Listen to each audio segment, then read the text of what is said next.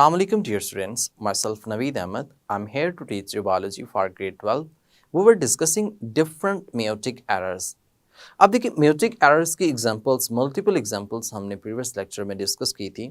इसके अंदर हम उसको डिटेल में डिस्कस करेंगे. Like that, हम सबसे पहले जो है वो इसमें डाउन सिंड्रोम, फिर क्लेनफेल्टर सिंड्रोम और फिर टर्नर सिंड्रोम देखेंगे. कैसे होता है, किस तरह से है, कितने नंबर ऑफ क्रोमोसोम्स हैं, तमाम को देखने के लिए चलते हैं लाइट बोर्ड की तरफ. Down syndrome, Klinefelter syndrome, Turner syndrome. जी स्टूडेंट्स, तो हम कुछ सिंड्रोम्स के मुतालिक पढ़ने जा रहे हैं. सबसे पहला सिंड्रोम जो है वो है जी Down syndrome. Down syndrome student, Down syndrome को हम मोंगोलिज्म भी कह लेते हैं. मोंगोलिज्म.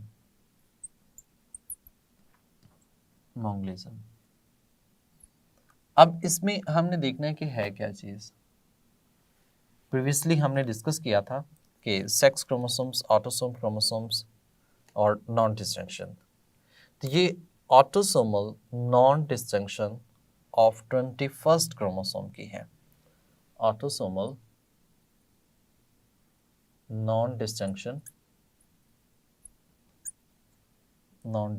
है. एक आप कह सकते हैं.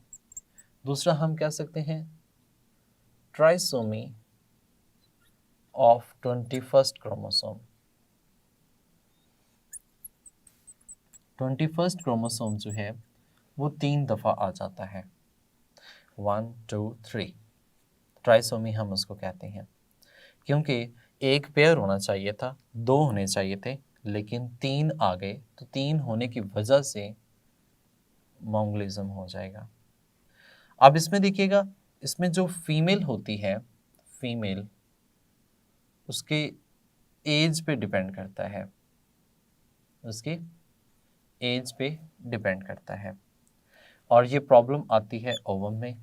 बेसिकली जो ओवम होता है, एग जिसे हम कहते हैं, ओवम 24 क्रोमोसोम्स के साथ है, और जो स्पर्म है that is with 23 chromosomes. Ultimately 47 chromosome in zygote, और 47 क्रोमोसोम जो zygote में है ये 2n+1 है, यानी कि डिप्लॉयड, और एक जो है वो इजाफी आ जाता है इसमें. फीमेल की एज पर ऐसे डिपेंड करता है कि जो टीन एज होती हैं, मतलब अभी तक 15, 16, 19 तक हैं, teen age, 1 in many thousand. Many thousands में से कोई एक जो है वो इससे बिलोंग करेगा. लेकिन अगर हम बात करें एज अप टू 40 ईयर्स तक है, दैट विल बी 1 in 100. 100 में 1 हो सकते हैं. And those which are 40 years plus, या 40+ ईयर्स की होती हैं, सो उनमें हम कहते हैं रिस्क जो है वो 3 times इंक्रीज हो जाता है. रिस्क 3 टाइम इंक्रीज हो जाता है. अब अदर देन 21st, अगर हम 21st के अलावा की बात करें, अदर देन 21st ट्राइसोमी आती है. अदर देन ट्राइसोमी यानी कि 21st के अलावा किसी और की ट्राइसोमी होती है, तो उसमें एबॉर्शन हो जाता है, मिसकैरेज हो जाता है, यानी कि प्रॉपरली सर्वाइव, प्रेगनेंसी जो होती है वो सर्वाइव ही नहीं करती, मिसकैरेज हो जाता है. लेकिन इन केस ऑफ मोंगोलिज्म में कुछ सिम्टम्स होती हैं जो कि इसमें अपीयर होती हैं, और वो सिम्टम्स उस चाइल्ड के अंदर होती हैं, उस बेबी के अंदर होती हैं जो अपीयर होती हैं. सिम्टम्स में क्या है? सिम्टम्स में हम कहते हैं flat and broad face. Flat broad face जो है वो फ्लैट एंड ब्रॉड होता है. स्क्विंट आइज जो होती हैं वो ऐसे ओपन नहीं होती, भूरे से कलर की होती हैं. स्क्विंट आइज मेंटली रिटार्डेड होती हैं, मतलब कि वो दिमागी हालत जो होती है वो उनकी ठीक नहीं होती, मेंटली रिटार्डेड, डिफेक्टिव सीएनएस जो होते हैं वो नॉर्मल नहीं होता, डिफेक्टिव सीएनएस एबनॉर्मल है। सेम एज इट इज, ऐसे जो पेशेंट्स होते हैं उनके अंदर प्रोट्रूडिंग टंग होती है, प्रोट्रूडिंग टंग, जुबान जो होती है वो बाहर की तरफ निकली हुई होती है। और जो पर्सन्स होते हैं इनकी स्किन फोल्ड होती है इनर कॉर्नर की तरफ। हम कहते हैं कि ऐसे पर्सन जो होते हैं उनकी स्किन फोल्डेड होती है इनर कॉर्नर, यानी कि अंदर की तरफ उनकी स्किन जो है वो फोल्डेड होगी। सो हम ये बात ये कर रहे हैं कि डाउन सिंड्रोम जो है इसमें नॉन डिस्टिंक्शन हो रही है 21st क्रोमोसोम की, और ये फीमेल की एज पे डिपेंड करता है। और अगर हम देखें तो ये मेनली ओवम के अंदर ये प्रॉब्लम्स आती हैं। ओवम मतलब एग के अंदर, इसमें एक क्रोमोसोम जो है वो ज़्यादा आ जाता है, यानी कि होना ये चाहिए था 21st क्रोमोसोम्स के एक पेयर होना चाहिए था, लेकिन ये 21st क्रोमोसोम जो है वो 3 आ जाते हैं। 21st pair of homologous pair, वो 3 आ जाते हैं, तो इसलिए हम इसे ट्राइसोमी के नाम से मेंशन करते हैं। और 21st ऑटोसोम क्रोमोसोम में आता है, इसलिए हम इसे ऑटोसोमल नॉन डिस्टिंक्शन के नाम से मेंशन करते हैं। This is very important MCQ, और ये भी इंपॉर्टेंट एमसीक्यू है कि किसकी ट्राइसोमी होती है। और ये सिम्टम्स जो हैं ये एज शॉर्ट क्वेश्चन में आ सकती हैं, ये ओवरऑल शॉर्ट क्वेश्चन में भी पूछा जा सकता है कि डाउन सिंड्रोम क्या होता है। अच्छा बेटा, इसके बाद जो नेक्स्ट सिंड्रोम है that is known as Klinefelter syndrome. इसको हम क्लेनफिल्टर सिंड्रोम के नाम से मेंशन करते हैं, फिल्टर्स सिंड्रोम। ये जो बेटा क्लेनफिल्टर सिंड्रोम है, इसकी बात करें तो इसमें सेक्स क्रोमोसोम्स के अंदर जो है वो हम कहते हैं प्रॉब्लम आती है सेक्स क्रोमोसोम पे। अब जो सेक्स क्रोमोसोम्स में इश्यूज आते हैं वो ऐसे हैं कि इसमें एक्स क्रोमोसोम जो है वो इजाफी आ जाता है, यानी कि हम इसे रिप्रेजेंट करना चाहें ना तो एक्स एक्स वाई से रिप्रेजेंट कर सकते हैं मेनली क्लेनफेल्टर सिंड्रोम को, यानी कि एक एक्स्ट्रा एक्स क्रोमोसोम जो है वो आ जाता है। इन दिस केस फीमेल जो है, यानी कि जिसे हम एग कह रहे हैं, एग में 2 एक्स क्रोमोसोम मौजूद हैं, यानी कि नॉर्मल तो होना कितना चाहिए था 23 क्रोमोसोम्स, लेकिन इसमें भी कितने आ जाते हैं 24 क्रोमोसोम्स आ जाते हैं। सेम जब हम स्पर्म की बात करते हैं तो स्पर्म में भी होना तो वाई एक ही क्रोमोसोम्स होता है, यानी 23 क्रोमोसोम्स के साथ, और ये बिल्कुल ठीक होता है, नॉर्मल है। बाज़ का इसमें भी चेंज आते हैं। तो ओवरऑल जब जाइगोट की बात करते हैं तो 47 क्रोमोसोम्स हैं, यानी कि 44 ऑटोसोम हैं और 3 जो हैं वो सेक्स क्रोमोसोम्स आ जाते हैं। तो ये एबनॉर्मेलिटी जो है वो क्लेनफिल्टर सिंड्रोम के साथ कहलाती है, मतलब वो ऐसे जो हैं वो ऑर्गेनिज्म होते हैं। अब इनकी कुछ सिम्टम्स दी गई हैं।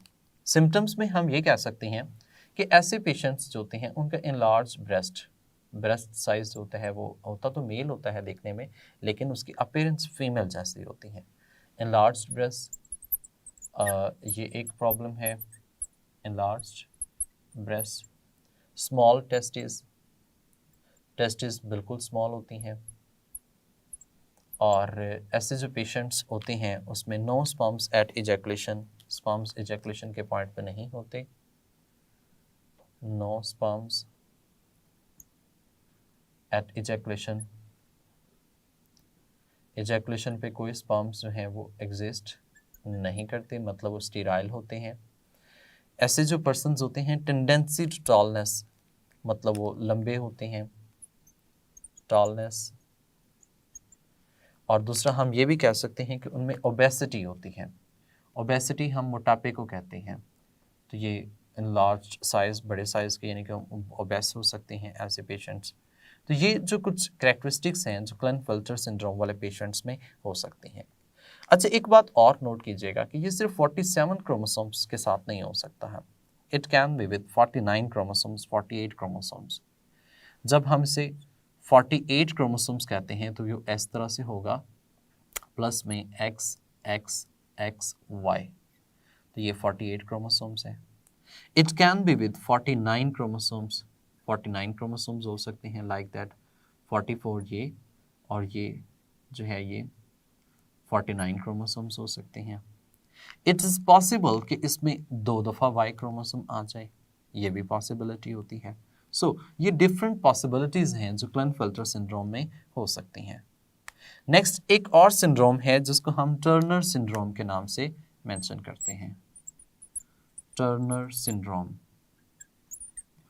ये जो टर्नर सिंड्रोम है इसमें हम ये कहते हैं एक्स नॉट, यानी कि वाई क्रोमोसोम जो है वो मिसिंग होता है। जब वाई क्रोमोसोम मिसिंग है तो ये किस में आ जाएगा, टर्नर सिंड्रोम में हो जाएगा।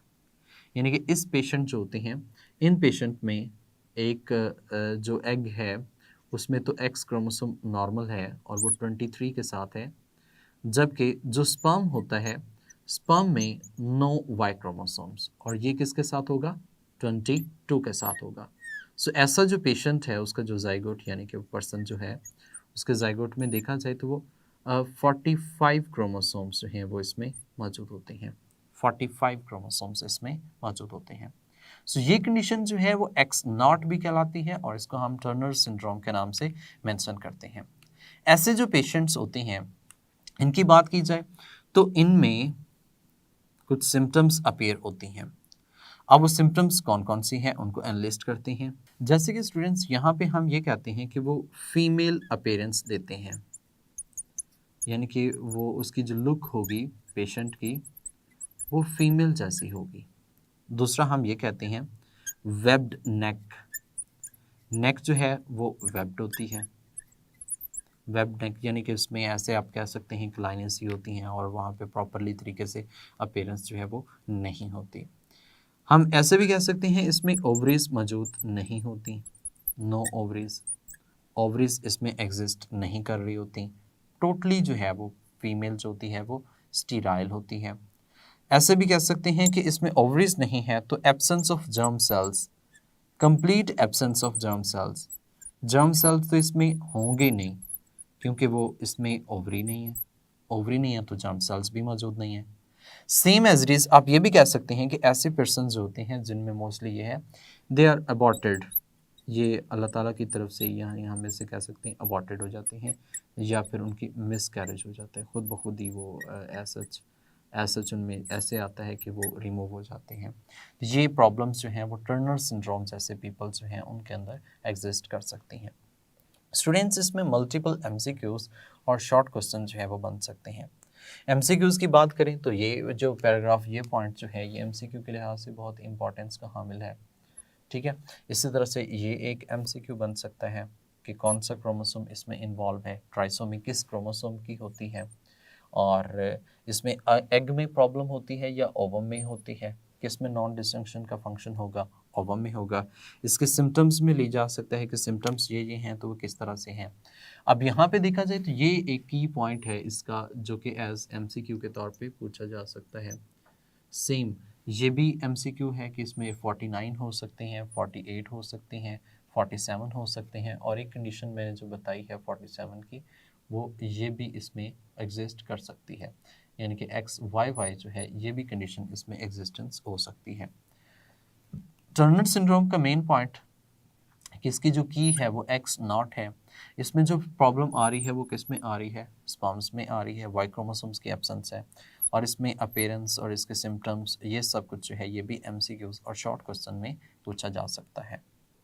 डियर स्टूडेंट्स, उम्मीद करता हूँ कि आपको इनके सिम्टम्स क्लियर हो चुकी होंगी, आपने प्रॉपरली इनको देखा।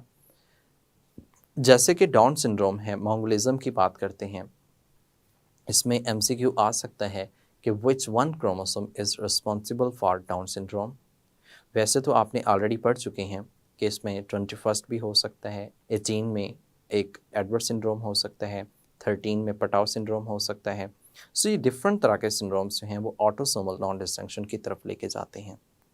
सो एमसीक्यू इस तरह के इसके नंबर ऑफ क्रोमोसोम भी पूछ सकता है कि कौन सा जिसमें ट्राइसोमी है, या फिर इसमें ये भी पूछा जा सकता है कि क्रोमोसोम्स जो हैं वो ऑटोसोमल नॉन डिस्जंक्शन किसकी में होता है।